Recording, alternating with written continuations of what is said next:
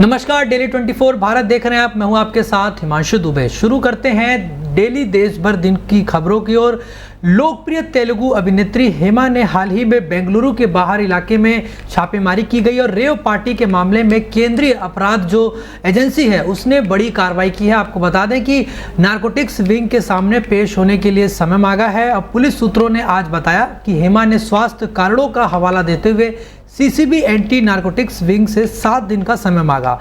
Police ने rave party में नशीली दवाओं के सेवन के आरोप में पॉजिटिव वो पाई गई। अभिनेत्री समेत 8 लोगों को नोटिस जारी किया गया था। वहीं अन्य लोगों के आज अधिकारियों के सामने पूछताछ के लिए पेश होने की संभावना है। पुलिस ने कहा कि वे अभिनेत्री को दूसरा जो है नोटिस जारी करेंगे। और हाल ही में सीसीबी की एंट्री नारकोटिक्स विंग ने बेंगलुरु में इलेक्ट्रॉनिक सिटी के पास जीएम फार्म हाउस में रेव पार्टी पर छापा मारा और मौके से नशीले पदार्थ भी जब्त किए। कांग्रेस नेता राहुल गांधी के खिलाफ एमपी एमएलए कोर्ट में चल रहे मानहानि के मुकदमे की सुनवाई आज होनी थी, लेकिन वह उपस्थित नहीं हुए। उनके अधिवक्ता काशी प्रसाद शुक्ल ने चुनाव में व्यस्त होने का हवाला देते हुए हाजिरी माफी का प्रार्थना पत्र देते हुए समय मांगा। इस पर सहमति जताते हुए न्यायाधीश ने सुनवाई के लिए 7 जून की तिथि तय कर दी है।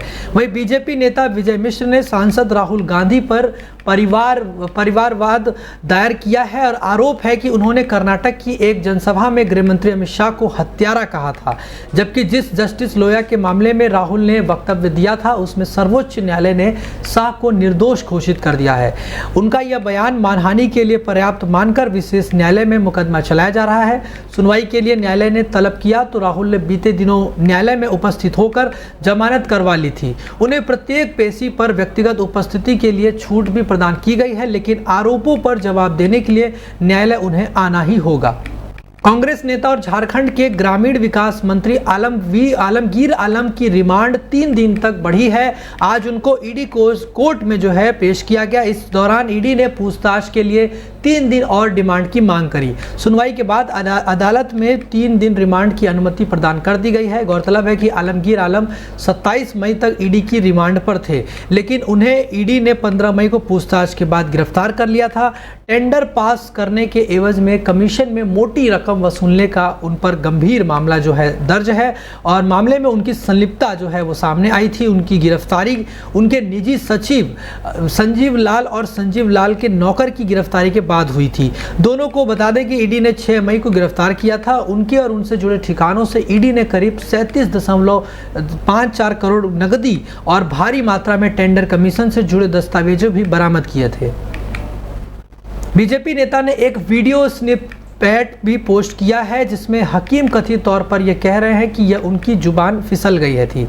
मालवी ने यह भी सवाल किया कि यह हकीम को अकेले मुसलमानों से माफ़ी मांगते हुए क्यों सुना जाता है, अन्य धर्मों के लोगों से नहीं। भाजपा आईटी सेल के प्रमुख अमित मालवीय ने दावा किया कि पश्चिम बंगाल की मुख्यमंत्री ममता बनर्जी ने चुनाव प्रचार के दौरान कहा था कि रामायण, महाभारत, बाइबल और कुरान एक दिन खत्म हो जाएंगे। मालवीय ने सोशल मीडिया प्लेटफॉर्म एक्स पर एक पोस्ट में कहा कि एक निंदनीय बयान में बंगाल की सीएम ममता बनर्जी ने कहा है कि रामायण, महाभारत, बाइबल और कुरान एक दिन खत्म हो जाएंगे। यह अकल्पनीय है कि एक राजनीतिक नेता किसी भी धर्म के श्रद्धेय धार्मिक पाठ के विलुप्त होने की कामना कर रहा है। मालवीय ने आगे ये भी लिखा कि जबकि मुख्यमंत्री का हिंदू धर्म के लोगों के प्रति तिरस्कार जो है जग जाहिर है, वह चुपचाप इच्छा रखती हैं कि कुरान को मिटा दिया जाए। इसके साथ ही उन्होंने कहा कि ममता बनर्जी का हिंदू आस्था और धर्म ग्रंथों के प्रति तिरस्कार जग जाहिर है, लेकिन यह बयान न केवल अल्पसंख्यकों के प्रति ममता बनर्जी के गहरे तिरस्कार को बल्कि उनके पाखंड को भी रेखांकित करता है। वह विशेष रूप से मुस्लिम वोट चाहती हैं, लेकिन चुपचाप चाहती हैं कि कुरान को खत्म कर दिया जाए। बाहरी दिल्ली में भलसवा डेरी क्षेत्र की स्वामी श्रद्धानंद कॉलोनी में फर्नीचर की दुकान में आज अचानक से आग लग गई और आग तेजी से फैली और बगल के 2 मकानों को भी अपनी जद में ले लिया। मकान में रह रहे लोगों ने भागकर किसी तरह अपनी जान बचाई और सूचना मिलने पर दमकल विभाग मौके पर पहुंचा। बताया जा रहा है कि आग की शुरुआत 3 शेड में चल रही फर्नीचर की दुकान से हुई है। इसके बाद दीपक और उसके पड़ोसी के मकान भी आग की चपेट में आ गए। आग लगने के कारणों का अभी तक पता जो है नहीं चल सका है। बता दें कि राजधानी दिल्ली में इन दिनों गर्मी जो है चरम पर है और इस कारण आगजनी की घटनाएं लगातार बढ़ रही हैं। पूर्वी दिल्ली के मयूर विहार में बीते दिनों खाना बनाते समय एलपीजी सिलेंडर फटने से आग लग गई। आग लगने से 13 झुग्गियां जलकर राख हो गई। वहीं विवेक विहार में एक अस्पताल में आग लगने से 7 नवजात शिशुओं की जान चली गई थी।